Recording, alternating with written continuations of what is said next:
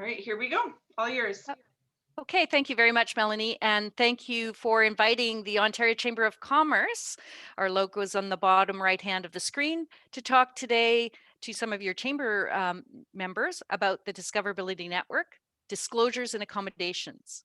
So as we go through this session, I'll be pausing occasionally. Melanie, if you can man the chat lines, read back any questions that might come up, or if people want to unmute themselves and ask questions, that's great. Can everyone see my screen? Melanie, I can see you. Can you give me a thumbs up or thumbs down? All right, great. So we're here to talk to you about the Discoverability Program Network, which is an initiative of the Ontario Chamber of Commerce. And you can see the Discoverability logo on the bottom left-hand side of the screen. My name is Lisa Kelly, and I'm a programs manager at the Chamber. So I know some of you have been on these sessions before, but for those of you that are just joining us, quickly, what is the Discoverability Network? So let me start by saying it's free. Everything that I'm going to talk to you about is free, not just the free training that I've listed up there. The origins of this program started with the job matching platform, which connects business directly to job seekers with disabilities. And why? Why would we want to do that? Because businesses have told us over the years that they have labor market needs, that they're looking for talent. And we know that people with disabilities actually make a great candidate pool to draw from.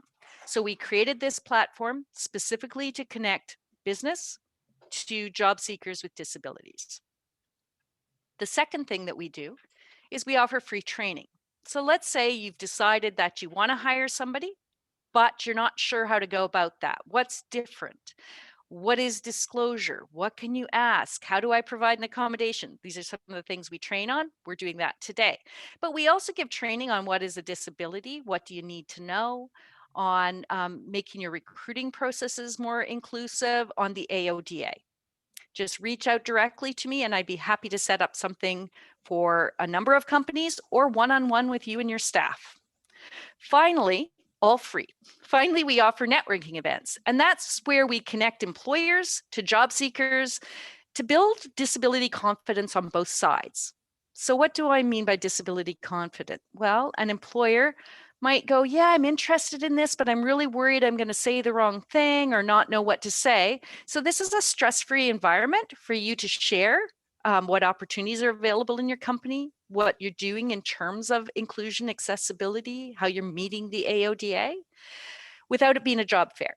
For a job seeker, it's a chance to see that your organization is opening to hiring a wide range of people, to ask questions about how they'd apply, and to build up their confidence in speaking about themselves and their skills.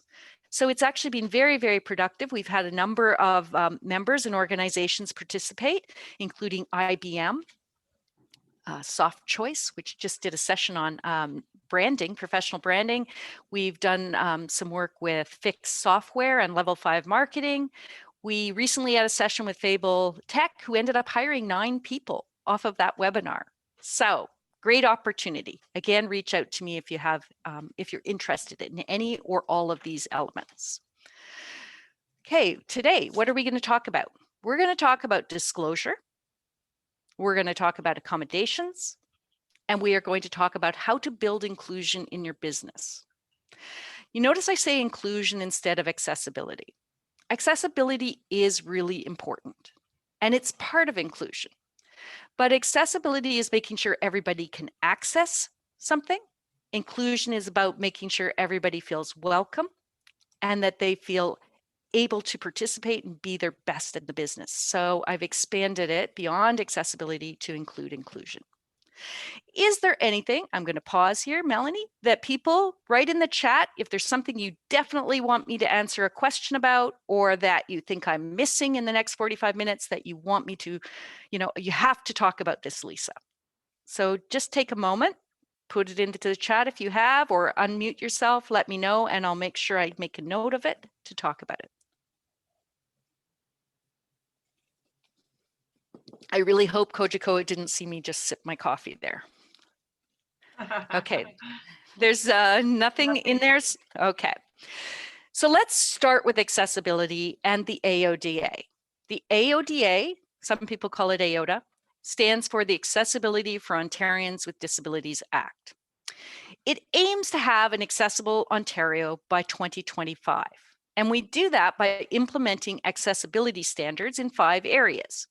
And basically, these are the rules that businesses and organizations need to follow to prevent and remove barriers for people. So you can see it's proactive because we're preventing, and it's also reactive, we're removing. So we want to be thinking about both. So if we're building something new, we're creating a new process, we want to make sure before we go in that it's, as easy for everybody or as wide audience to use as possible. And if there's existing things that we just maybe hadn't thought about before, we want to remove them. It applies to all businesses and organizations with more than one employee in Ontario. So pretty much everybody needs to participate in this. So I think we can start by talking about the 5 accessibility standards. Okay, what are they? Customer service. We're not going to spend a lot of time about that today because it's really disclosure and accommodations, not huge. Though it might. You might have somebody come in who needs a communications difference, like they, are deaf.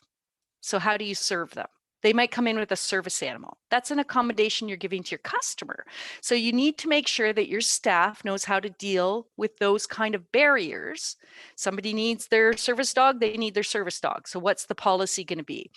Usually it's let the animal in, but let's say it's a kitchen. Well, maybe you serve them in a different room that isn't a kitchen, or you offer them a different space, okay? It might also be having a dog water bowl available. So if they're there a whole day, and a place for the dog to relieve itself at some point, if it's an all-day meeting. So thinking about some of those things. It might be if the person it has a support person with them, are you going to charge for that person to access your service? Let's say you're a movie theater. So that individual has a support person with them to assist them. And are you going to charge them full price, half price, let them in free? You just need to have a policy around that, and you need to train your staff so they're aware of how to deal with that. Okay, so those are some of the kinds of accommodations might come up. Information and communications. Well, that's kind of important too. We might have some accommodation requests during that. Maybe somebody needs a large print version of materials. That's an accommodation. So simply make sure you always have a copy of, if you have printed materials, a large print copy. Or maybe you will email it later in a large print font. You just need to make arrangements so that you can communicate with a wide range of people. Again, train your staff, that first one, on what they would do and how they would answer inquiries about that. Okay. Our websites do need to be accessible by this June. So that's something that you're going to want to report on and make sure that your websites are up to date. The employment standard is where I'm going to spend most of my time today, because that's typically where we see disclosure and accommodations happening, is when we're recruiting people and when we've hired people. And in both those instances, we need to provide accommodations if they're requested. I'm not going to spend much time, in fact, no time at all, on transportation, because I'm going to assume none of you have a transportation business. Again, you just need to make sure that you can accommodate people with disabilities in their requests. And design of public spaces, other than an accessible ramp going into your building, making sure you have an accessible washroom, again, covered under the Ontario Building Codes. So we're going to spend most of our time on number 3. Any questions? Happy to come in and give you a whole day or a whole hour on the AODA if you need it, but we have to chunk this out and parcel it into sections that make it in bite-sized pieces. Okay. Is there a standard information we should include at the bottom of a job ad? Yes, there is. So we'll talk about that. That's a great question. Okay, the employment standard means that workplaces must be accessible to potential or current workers with a disability. Now, you may already have employees on your staff that you're not aware have a disability. So you need to be thinking about that. And when you create your policies and apply them, you want to make sure it's not only to potential, but current. So let's say I raise the whole issue of implementing an individual accommodation plan. That's something that I might ask even all my current employees to fill out, to make sure that there's nobody that needs an accommodation that just hasn't felt comfortable to request one.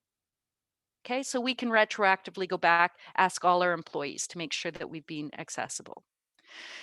The standards are slightly different. So if we move from 1 to 49 to 50 plus, we need to write this down in a policy. That's the biggest difference, and we need to have a written accommodation plans and return to work process as well.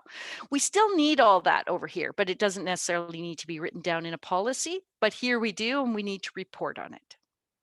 Okay. So it's going to be very important as I go through this. I'm going to encourage all of you to have a written policy, regardless of your size, because that way you can make sure you're being fair and equitable to everyone. And when you're training people, you have a written piece of paper that they can refer to. Oh, we are going to let service animals into our building, right? Oh, we are going to ask people how we can help them. It's just a really good rule of thumb to have it written down so that it's very clear for everybody and you have something to reference. And that way also, if you have a change in management, you have something to refer back to. All right. The AODA is designed to prevent and remove barriers in the workplace. So sometimes we create things and we inadvertently hadn't thought of everybody that might be included from the beginning. And we create, you see a picture on the slide of a transit system where people are coming through and there's actually a space for somebody who uses an assistive device to go through because it's too narrow for them to do the walkthrough. But that might also be people with luggage or pulling cases. So, in this case, probably, 10, 20 years ago, we weren't even thinking about that. We do know now, so we just plan something that's a little wider. But it's not just in built structure that we need to think about. We need to think about information and communication. So again, that large print version. So say we're doing a PowerPoint, we might want to make our script available on the side, or a notes page, or a notes version for people to take home. Right? There's lots of different ways we can do. We want to make sure our informations are created accessibly using built-in tools like Microsoft Word or Microsoft PowerPoint has inbuilt accessibility tools. Right? We want to make sure, and this is the biggest one, that we prevent and remove barriers around our attitudes. And this can be really difficult to identify. A, because none of us want to think we have unconscious bias. Hate to tell you today, but we all do. We couldn't navigate our world without it. We create shortcuts so that we aren't paralyzed by the flood of information that's coming in at us at one time. So you just think about it at any given moment as I'm sitting here, I'm conscious of how I'm moving my hands. I'm conscious of the temperature, the scent that are around me or the odors. I'm conscious of the my eye movement. I'm looking at Melanie. I'm looking at my slide. I'm reading. I'm talking. I'm trying to frame. And there's so much going on that we just create shortcuts for things so that we are able to make sense of our world quickly. Okay. Think about if you see somebody. Melanie, I'm going to get you to unmute. You're going to be my guinea pig. Answer honestly, Unmuted. please. Okay, as fast as you can. Melanie, when you see somebody with white hair, you think? Old. Yeah. And she's speaking about me. Now, I don't think Melanie thinks that everyone who has white hair is old, but for a rule of thumb, that's pretty good. So if you're walking down and you see someone from behind with white hair, the assumption would be that they're old because most of the time, most of the people we see would have white hair. But there's lots of people that dye their hair platinum. Doesn't apply to them, right? So, it's a sweeping generalization that we make because, we make it. We just, that's how we organize our world. So that would be an example of an unconscious bias. Isn't intended to hurt anyone, it's there. So when we have disabilities, we really need to address that because I think that a lot of our modeling around disabilities is negative. A lot of the things that we see. Melanie and I were talking at a program earlier that sometimes portrays people with disabilities as either heroes, not the particular program, but oftentimes we see people with disabilities as either a hero, say a Paralympian, or we see them as a victim. So somebody who needs help, right? Whereas I think people with disabilities are just people who want to work and live their life like everybody else. It's difficult when all the images and stories that we know about people with disabilities, which is back to that program, which is trying to tell stories about people with disabilities that aren't loaded with all that, unconscious bias. that's what we think of. So we need to be aware of that. We might need to train our staff, make them aware, and then kind of comb through our processes and our own attitudes about things to make sure we're not doing that. It's a hard one to tackle. It's about building that inclusive culture we'll talk about at the end. Technology. Technology can actually help improve and increase the level of accessibility, but sometimes it can get in the way. So for instance, if we have a website that's not accessible for people who use assistive devices, and they can't, and during COVID, when we've all been forced to rely more on our computers, me for shopping incessantly. And if you can't access that because the website isn't set up, that's really frustrating. So in that case, technology is getting in the way. Sometimes technology can help. So one of the accommodations that I access regularly is a pair of noise canceling headsets. That's a piece of technology that actually helps me because it blocks out ambient noise around me so that I'm able to concentrate and do my job. Okay, next one, organizational policies. Well, that's a big one. Sometimes our policies, particularly around recruiting and talent management, get in the way. So let me give you an example. I had a young man, he got a job interview with a financial institution and he was so thrilled. He just happened to be partially deaf, has difficulty hearing, and the screening interview is a telephone interview, which he couldn't participate in. So he asked if he could have a Skype interview. This is before Zoom, before COVID, and we all fell in love with Zoom and Teams, okay? And he was turned down and they said, no, we only do telephone interviews. That's a problem. He's a high performer. He eventually did get a job, but not with that organization. But somebody lost the potential to get great talent because he didn't disclose, which is what we'll talk about why that is. And he wasn't offered an accommodation, right? Or, so that's a problem because we miss out on opportunities and so do people with disabilities. It wasn't intentional. Somebody didn't go, let's just do telephone interviews and never offer deaf people another option. It's just that that was the way somebody created that. That's the way they did it. They never thought about that.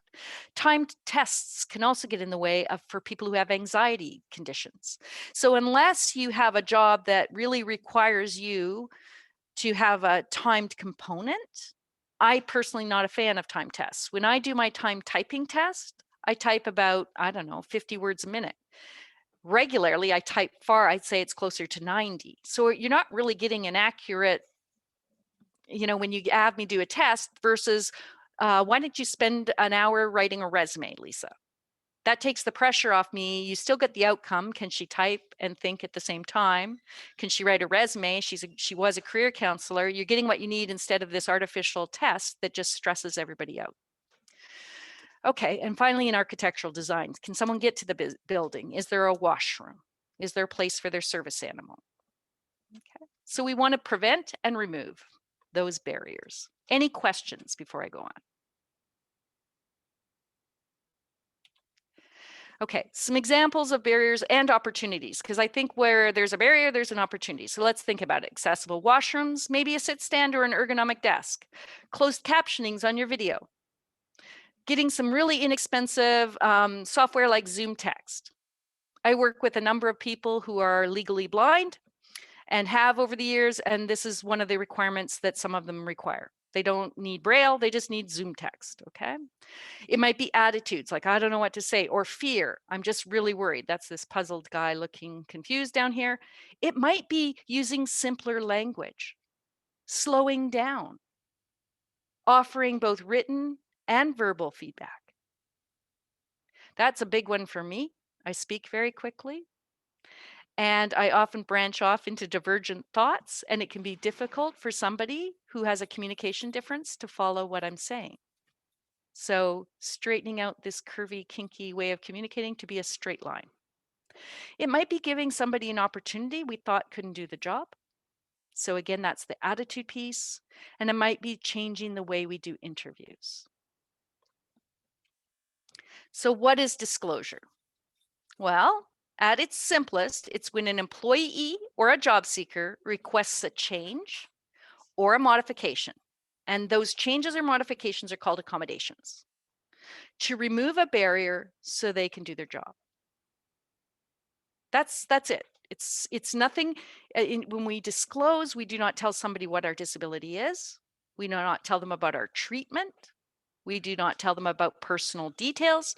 We simply say, I have a disability and I require a change or modification to remove a barrier. Any questions about that? Okay, when I talk to job seekers or employees, they say, I feel like I'm tiptoeing through a minefield. I don't want to talk about this. And when I talk to employers, they tell me, I feel like I'm tiptoeing through a minefield, right? So everybody's stressed about this. So hopefully by the end of today, you'll be feeling less stressed and you'll feel empowered. That is the objective of today's training. Okay. Employees and potential employees. 60% of people with disability stated that they're unwilling to disclose any information, including that you require an accommodation related to a disability. Why? Because they fear negative consequences. And I think those fears are grounded fairly because there's been a lot of unconscious bias. Assumptions about what a person can or cannot do. Assumptions about a person's intellect or ability if they communicate differently. Assumptions that if somebody has a learning disability that they'll never be able to learn, not that they learn differently.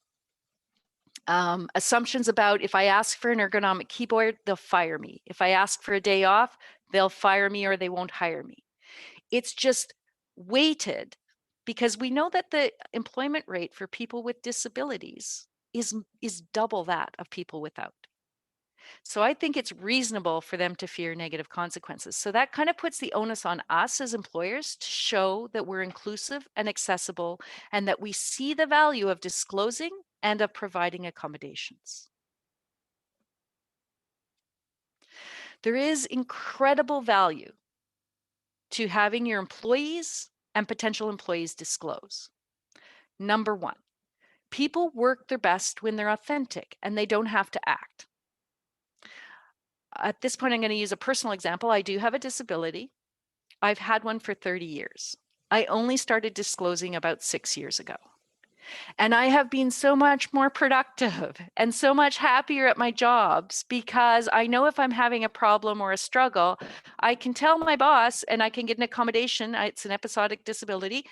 And that I don't have to try to struggle through and act like I'm cheerful and get frustrated and be angry at the company. And a couple times I've actually even left organizations where they thought I was doing a good job, but I'm just so frustrated that I can't be my true self.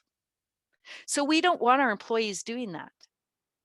We also don't want them underperforming or having presenteeism, where they're so busy coping with something that they're at work, but they're not actually doing their work.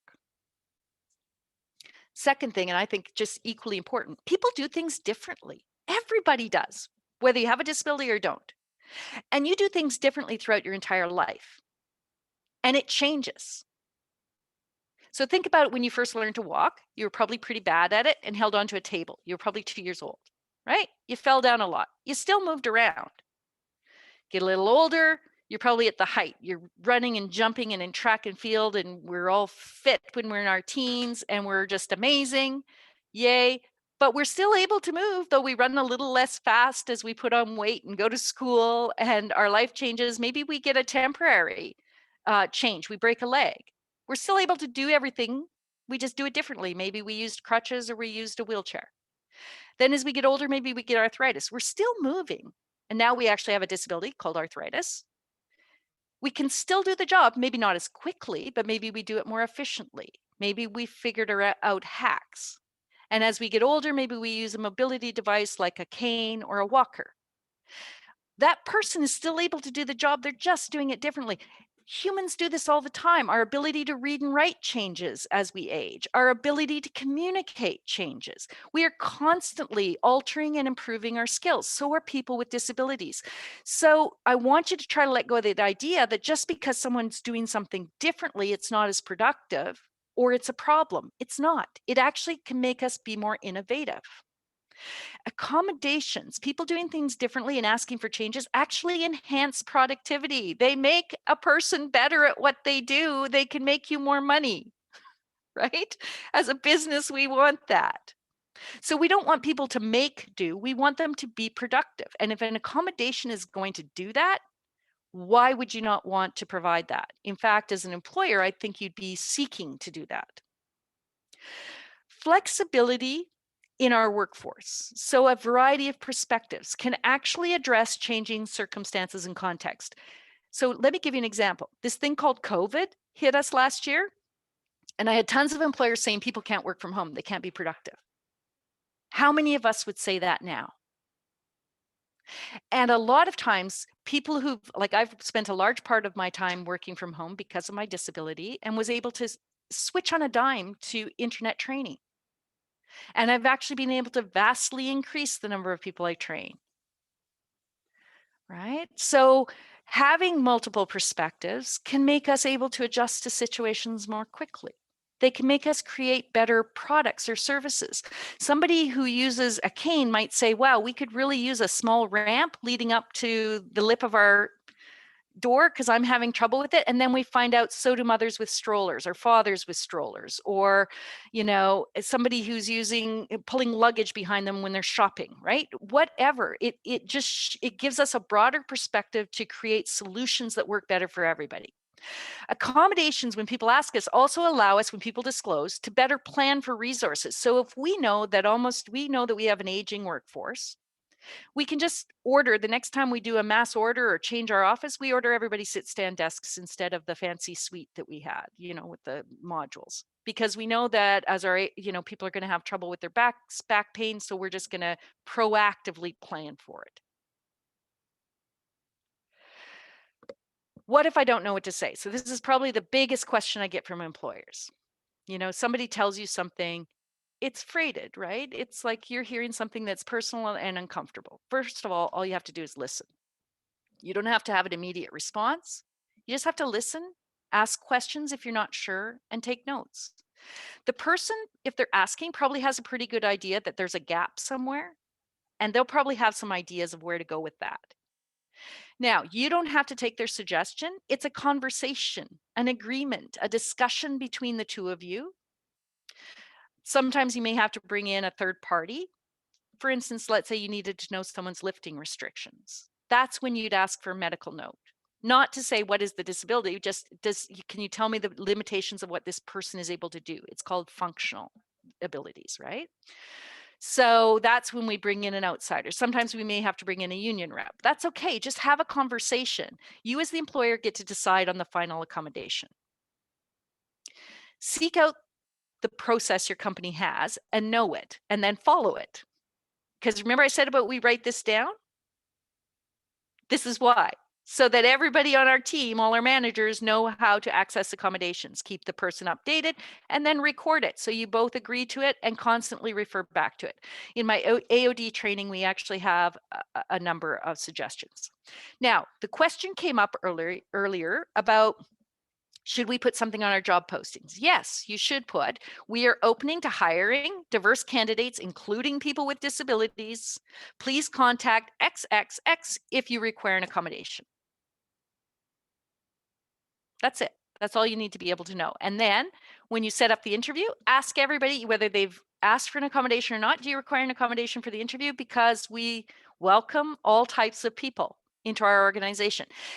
You need to not only follow the legal ease, which is, do you require a reasonable accommodation related, to the point of undue hardship? That's not a good way to ask it because people won't tell you. You need to tell them why, and it's because you want that person to succeed from the day that they start. And they want to succeed. So that's why we want to know what accommodations are needed. And you can plan and get off to a great start. You are already an expert in accommodations. Okay? You've already probably provided them to older workers related to age, right? Employees with religious needs, which is covered under the CREED section of the human rights, pregnant women or parental leave for fathers, employees with caregiving responsibilities, and employees with disabilities. All these groups ask for accommodations. And we only really get really worried about that minefield when we hit the last one. 95% of accommodation requests are from people who do not have a disability. So you are an expert. You are good at this. Okay, now you just need to make sure that people with disabilities have the same opportunity, that's equitable, that they get the accommodations that they require. Accommodations are not extras. They enhance productivity. There are changes to attitudes, processes, or workplaces so that an employee with a disability can do the job. They still do all the essential parts of the job. Standards are not lowered. Things just may be completed in a slightly different way.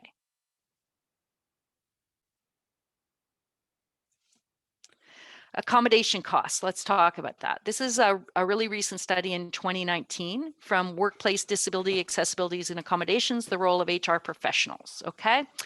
And Suzanne Briere, who's amazing on this, she's great if you ever want to follow somebody in the disability space.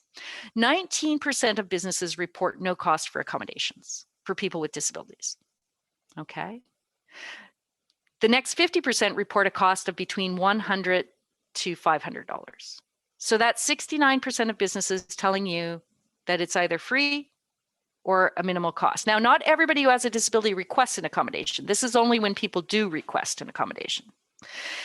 A quarter of all the companies report saving $20,000 to $100,000 because of effective accommodations, and all of them report a return of $28.69 for every dollar invested.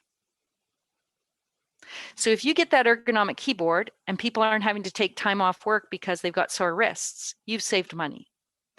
If you have a sit-stand desk because people's backs are sore, they're not going to have to take as much time off work.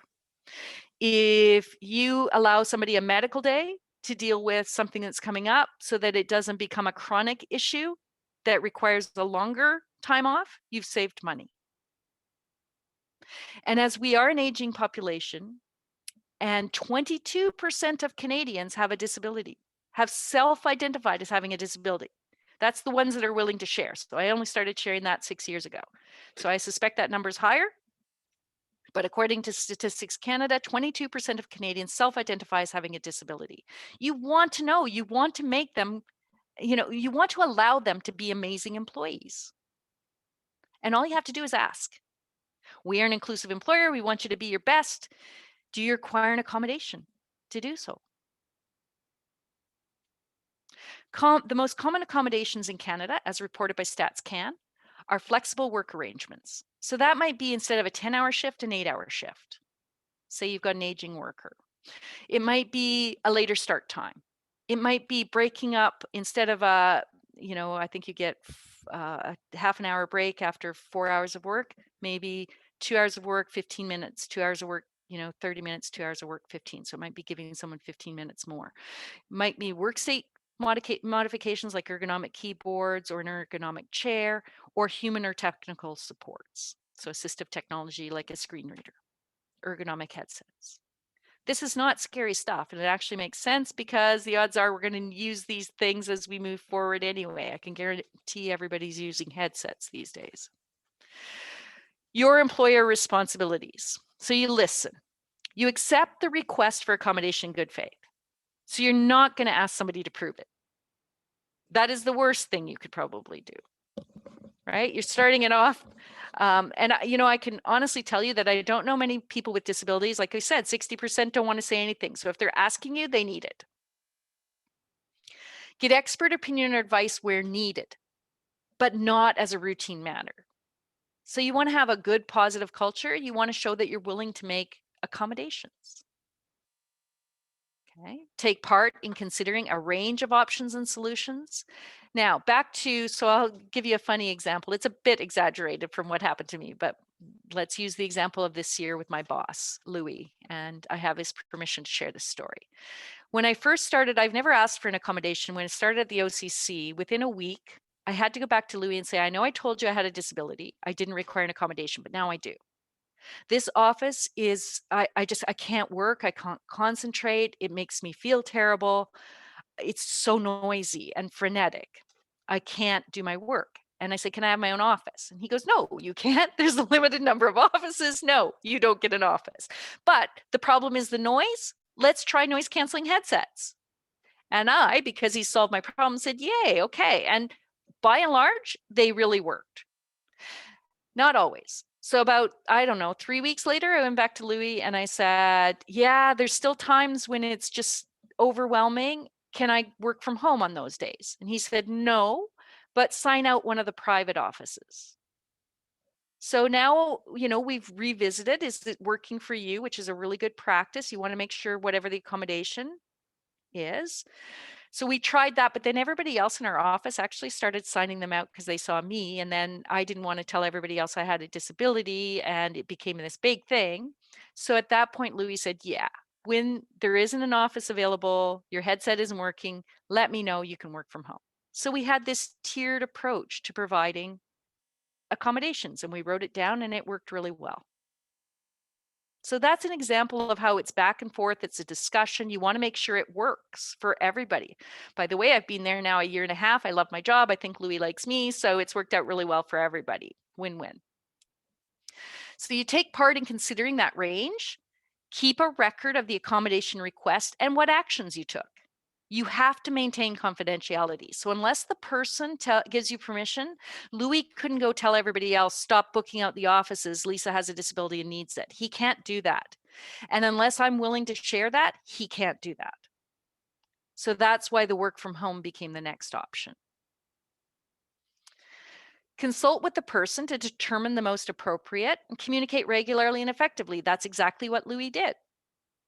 Implement them in a timely way. So I got my earphones within a day, to the point of undue hardship. Now, undue hardship is really questionable. If you get a human rights complaint, see a lawyer, but we don't want it to get to that point.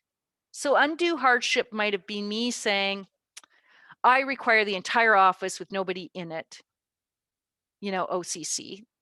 They can't keep a whole floor in downtown Toronto for me. But, we were able to find lots of 3 different options that fit in above there before we ever got to undue hardship. Cover the cost of any required medical information or documentation. That's on you as the employer. And cover the cost of the required accommodation. That's on you as the employer.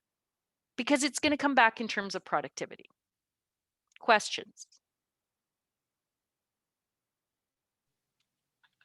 Lisa, I have a quick question. It's Melanie.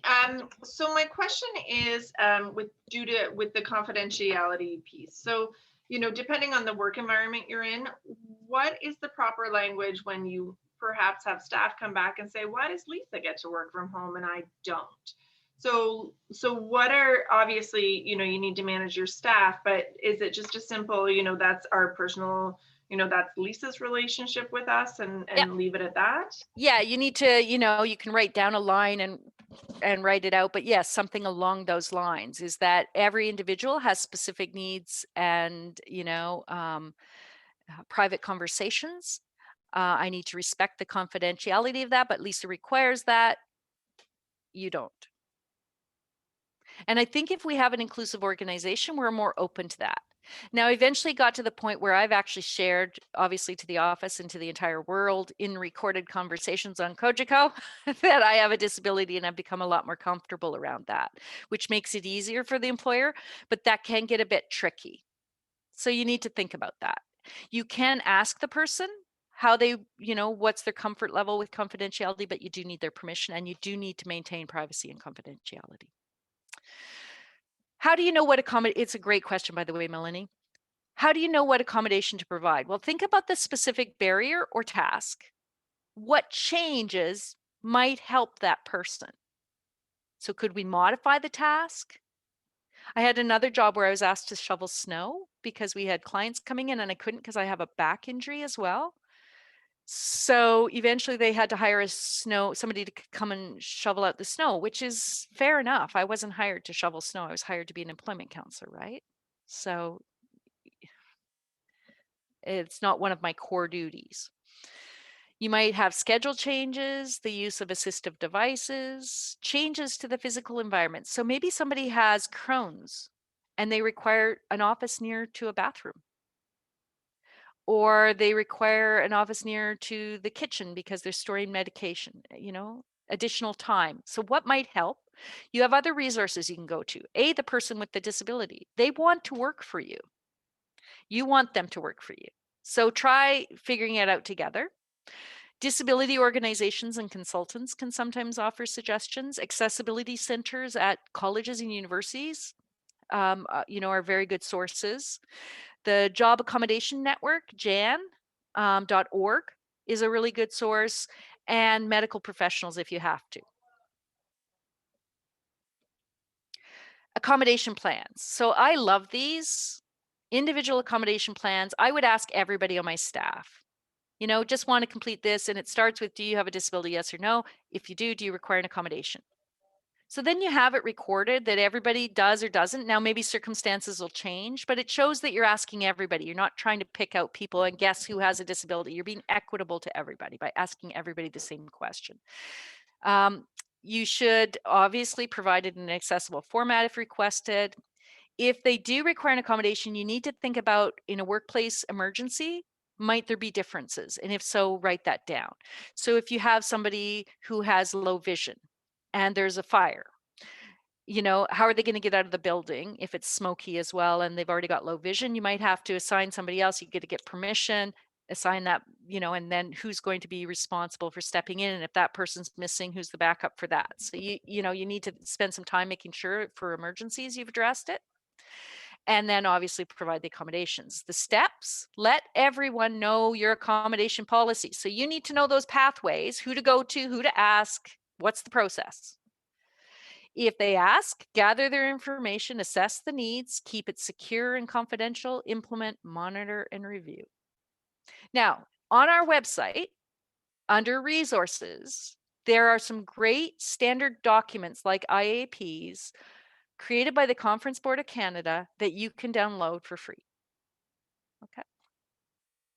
There is a process for documenting accommodation plans. Again, that process, if you're writing it out, if you have more than 50 employees, you need to talk about how the employee will participate, when you're going to confer with them, how you're assessing them, how you can request, if you need to, information from a medical expert, how the employee can request representation if it's appropriate for a bargaining agent or a workplace representative, how you're protecting the privacy. That could be just, we're keeping this in a locked office in the HR department.